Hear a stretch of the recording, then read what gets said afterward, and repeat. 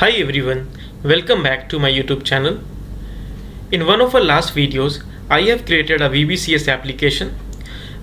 I'll provide the link for that video in the description. Please check that out.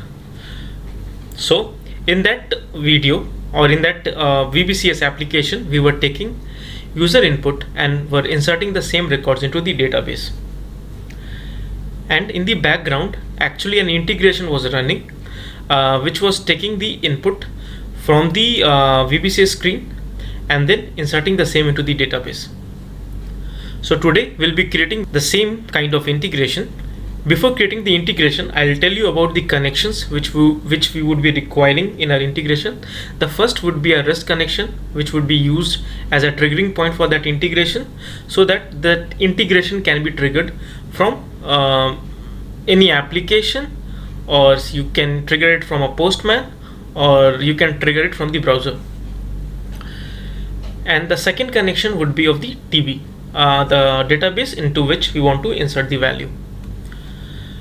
So I'll start with creating the REST connection. So for that, just click on create, and then you can select the adapter. I'll go with REST. Click on REST and then click on select. So here it asks you to provide some information. So it asks you to provide the name. This could be anything. So you can give name whatever you want. So here it asks you the role for this connection. As we want this particular connection to trigger an integration, so I'll just give the role as trigger and just click on create. So once you click on create, the connection will be created and you can just test it. So I have tested, and as you can see, it is saying it is tested successfully. So I'll just create on save. So our REST connection is created. Now I'll show you the DBCS connection. I have actually created the DBCS connection. I'll just show you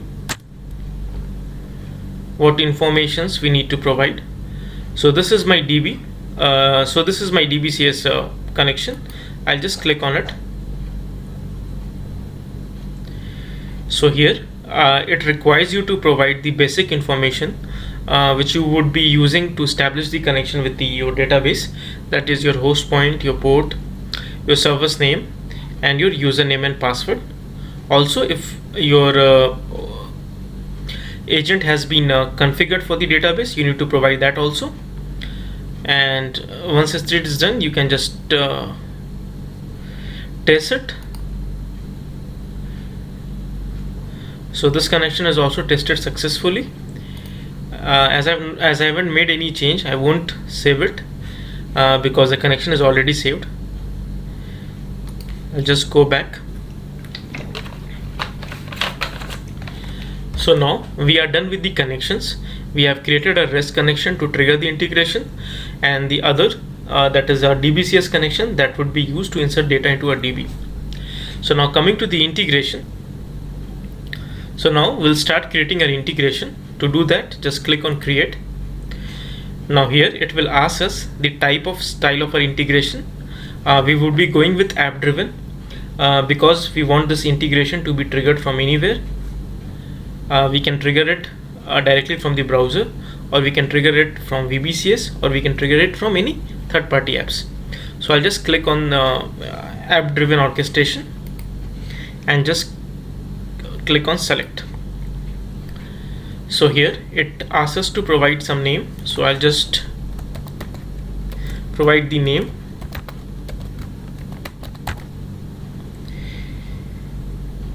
And here you can specify the package if you want. If you do not specify, it will be going into default. Just click on create. So now we will be landed to the development screen for this integration.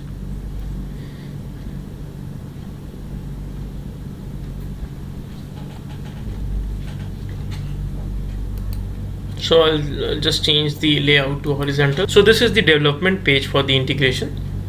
Here we'll start by invoking the REST connection.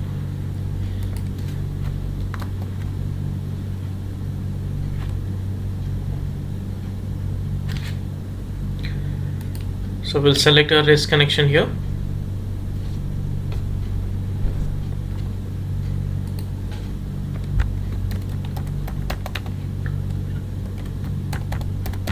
Here you can give the name whatever you want.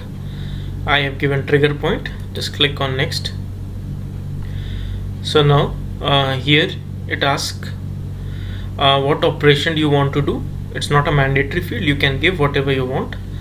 And here it asks you to provide the endpoint URL. So in our in our VBCS page we were inserting the person record, so I'll just give person info here. And now it asks what kind of action do you want to perform, or you want this endpoint to perform. I will go with post because we want to create records into a database. And here it asks you to select the options, whether you want to configure a request payload and response payload, or if you want to add a parameter to your endpoint. As of now, I just want to create a request and response payload, so I'll just click on both of them. And now I'll just click next. So now here, as you can see, the method is post, and here we have various options to specify a request payload. I'll be going with JSON sample, and you just need to provide the your payload, request payload. So here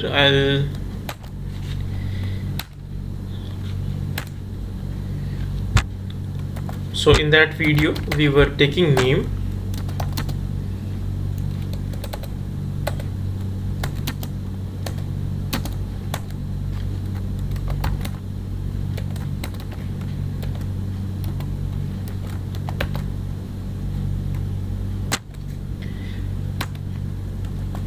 then age,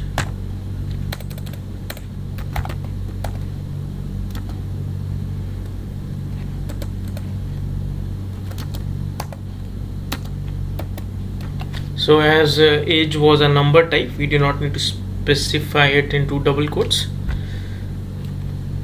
and after each field you need to give a comma here. And the last one was email.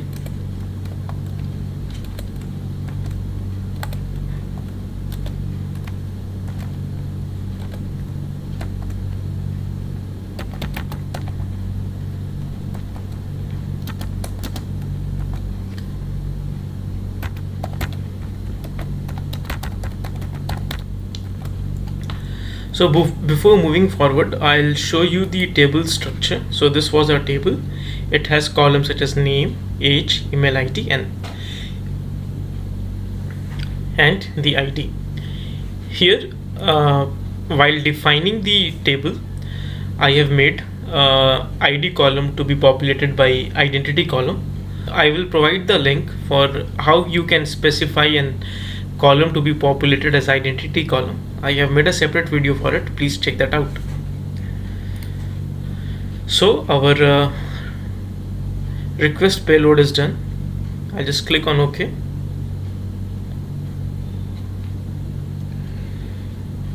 So now request is done, just click on next. Now here again for the response, we want to specify the response payload so that we can know what is the status of our integration after the run. So I'll just click on again here, go to JSON.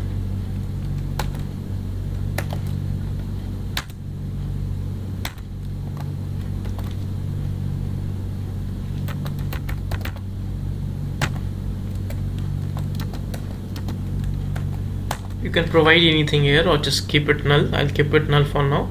Just click on OK.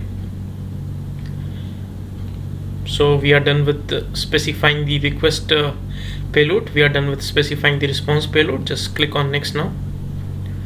So this is a summary page. So we have triggered our connection, REST connection, and we have given it a name as trigger point. And this is our endpoint summary. This is our service URL. this is the method which we are invoking, and we have specified the request as well as response payload and the format of which are JSON. So we are done here. Just click on done. So the first step of our integration is done. This step will help to trigger our integration.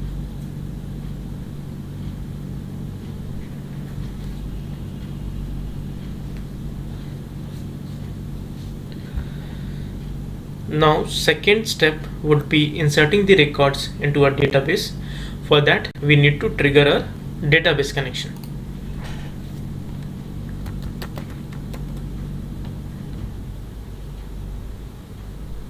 So here click on add and just search for your connection name, database connection. We need to specify a name for it. I'll just give as insert operation. You can give whatever you want. Here you have options to invoke a stored procedure. You can run an SQL statement or you can perform an operation on the table. For now I'll just go with the run on SQL statement. Click on next. So here it will ask you to insert to provide the insert query. I'll go insert into my table name. I'll specify the columns.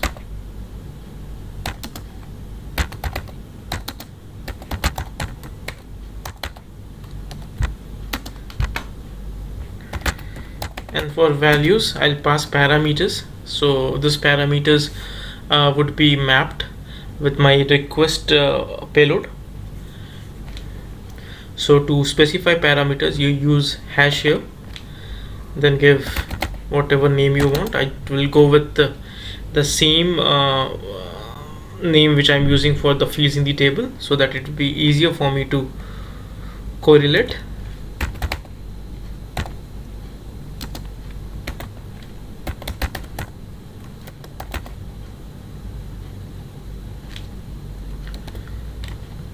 So now just validate your query. So the status is successful. Just click on next. Now click on done.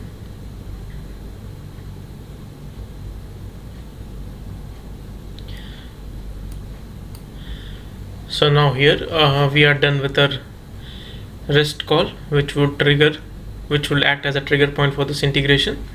We are done with specifying our operation for the DB. Now here we need to map our payload with the input for our with the parameters which would be used in a DB. So here before doing any mapping, just click on XSLT. Now this was a triggering point, the request.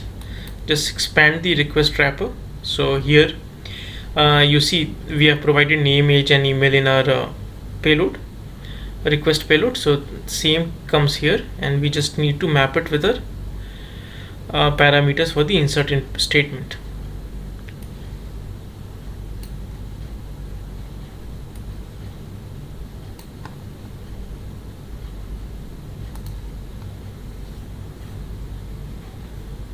So this is done, this is validated, and now we can close it. So we are also done with the mapping for the parameters. Now here we want to, once all this thing is done, we want to get the status here. So I'll just call so now here we'll add a mapping because we want the status to be mapped here. You remember we have passed the response payload. For that we just need to create a mapping here. So just click on map.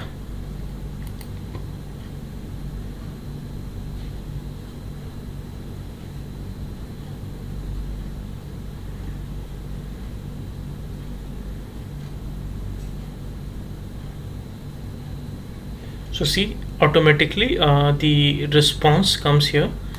So before, as I said, before doing any mapping, click on XSLT. So you just expand your response wrapper. For status, I just want to hard code the value for now. So here I'll pass record inserted. So every time when this integration runs and runs successfully, after the completion of the integration, we'll get this status.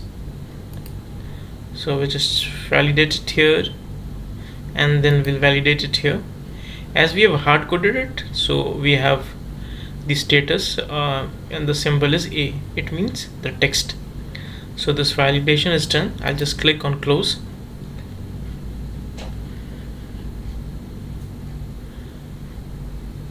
So now our integration is ready, but here it says there is one error. So to sort it out, just click on the actions and then go to tracking.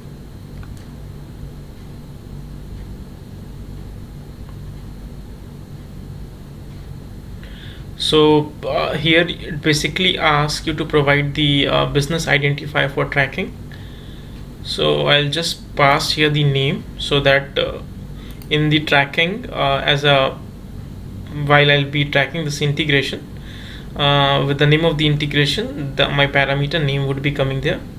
So I'll just click on save here. So now my integration is ready. I'll just summarize it. First, we have created a REST connection and then a DBCS connection. So the REST connection is being used to trigger the integration, and the DBCS connection is being used to insert data into the database. So, and now coming to the creation of the integration, inside the integration, first we have triggered our REST connection, then we have triggered a database connection, wrote an SQL query for it. We have used parameters here, so we have mapped those parameters here. So while creating the this connection, REST connection, we have specified it to have the response also. So to capture that response, we have used the component map here, and we have done the mapping for that response. We are actually capturing the status here. The output which we are getting is nothing but a hard-coded value as record inserted. So the integration is done. I'll just click on save, and then I'll activate this integration and try it out. So this is saved. This has been saved, and it says it is ready for activation. Just close it. So now I'll just activate my integration. I want to enable tracking, and I also want the payload to be included, so that it would be easier for me to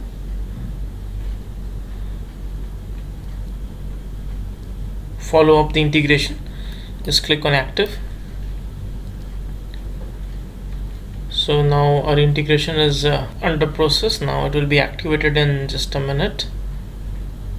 So the integration is active. Now we'll try to run it.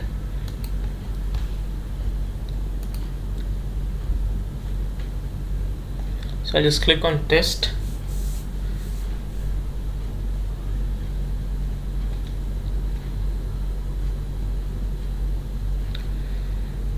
So I'll go to body. I'll just change it. I'll just remove team here. I'll just keep the name as ME2CS. Now I'll just click on test.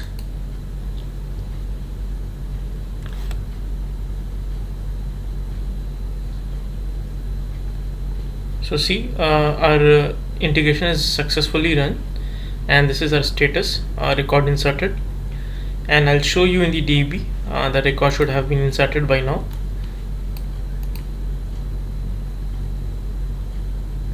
I'll rerun this select statement. So now see, a record is inserted. I'll just insert another. I'll just go here with the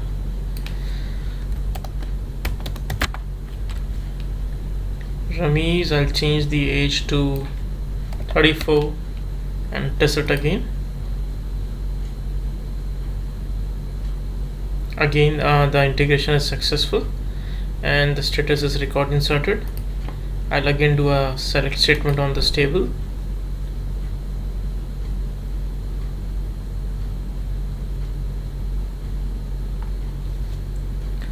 Hope you would have found this video useful. If you found it useful, I'll request you to please like the video and subscribe my channel. Thank you.